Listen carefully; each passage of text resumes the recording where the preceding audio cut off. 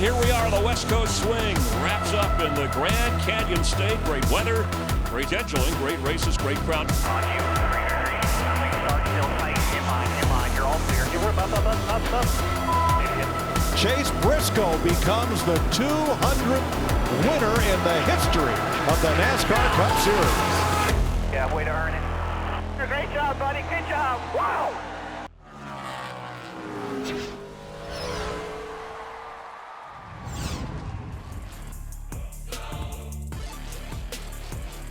Hey everyone, welcome into Studio 3 for the preview show delivered by DoorDash. And this week it's all about Phoenix. I'm Alex Weaver, that's Cavanna, and we're heading to the site of the championship race later this year. But they have to get through this spring Phoenix race first. Yeah, they got to get through. Look, it helps secure potentially a spot in the playoff, which could get you to Phoenix back in November. It also lets you fill that notebook. Joey Logano, I was talking about him about what he did in Las Vegas. Same thing in Phoenix. Didn't have the best Phoenix in the first go around. Goes out and then wins it the second time around. You know what that means? They're filling that notebook. I like it. It is good to be good at Phoenix. You want to make sure that you have it all dialed in for when we head back to a championship race, because you may be going after a trophy when we return. But a gentleman who is the king of Phoenix, can we still call him that with this new reconfiguration? Oh, you are. You're sticking with it. Kevin Harvick. We're talking about Kevin Harvick. The guy has 9 wins out in Phoenix. I know it maybe been a few years since he's gotten that victory, but he still owns that racetrack. You think about it, he owns residency in the top 10 there. I looked up his stats. 40 races, nearly 30 of them he's finished in the top 10. You just blink and he's in the top 10 there. 9 victories. We talk a lot about the last for Kevin Harvick this year. Well, he has 2 more shots at Phoenix, including this weekend, so he could go out potentially with 11 victories. He wins this weekend, that gets him in the playoffs automatically, and if he were to win that second time in November, he would go out as a champion. But look, Kevin Harvick, Phoenix, they just go together.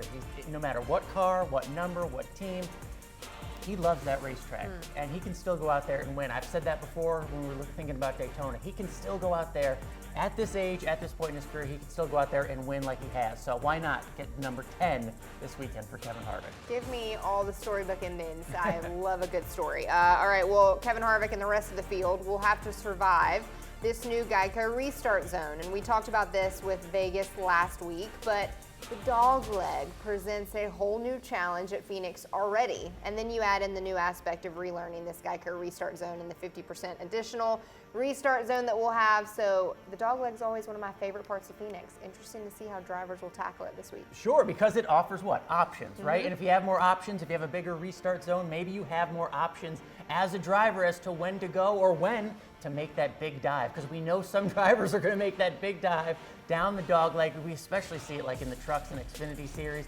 Cup 2, though, you want to make up some positions, you want to make them up quick, you do that dive into the dog leg, and you take a shot sometimes. All right, sometimes it works. Sometimes it works, and it'll be the key to capitalizing on speed for this West Coast swing. Alan, it's the last one here. We'll head back east. Yeah, look, wrapping up the West Coast races, you want to just be able to send that message. We saw that last year in 2022. When we got done with the West Coast races, we knew guys like Tyler Reddick, Chase Briscoe, Ryan Blaney, Ross Chastain, they had established themselves as fast cars or winners already that were going to be threats throughout the season.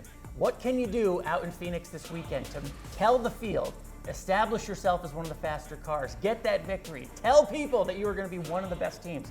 We saw some, newbies emerge last year. Yes. Who can do it on this West Coast swing? Phoenix is the last chance to do that. Every driver I talk to has said consistently for years that the West Coast swing, the end of it, is where you know what you have for the rest of the season. I like that. So this Who's will going to be champion? We'll this know. will be the kickoff. All right, NASCAR 75. Let's do a little flashback, and it would be so dumb of us not to flashback to the king of Phoenix, Kevin Harvick. AC, let's take it on back to 2016. What do you say? Yeah, maybe it was the King's biggest challenge out at Phoenix, because Carl Edwards was right on there. We're coming to the end of the race. It was Kevin Harvick in that beautiful 4 car. Carl Edwards in the 19, not only challenging Kevin Harvick, contact, not once, but twice on that final lap. They had to come off a 4 on that final straightaway when it was the start-finish line was in a different spot. Plenty of contact on the final lap. Kevin Harvick, there were points in that final lap where he was not the leader of the race. He gets him right at the line, just by an inch. It still counts. Big winner on the day. That's why he's the king of Phoenix. That's why he is the king of Phoenix. Well, I cannot wait to head back out to the desert. Phoenix Raceway, we're heading your way, and it's the first time we're seeing it this season But keep an eye on your favorite driver because they could be racing for a championship in November at the very same racetrack, so you're going to want to keep an eye out where they run. That's this Sunday at 3:30 p.m. Eastern on Fox. And join us right back here for the preview show delivered by DoorDash. She's Alex Weaver. I'm Alan Cavanna. We'll see you then.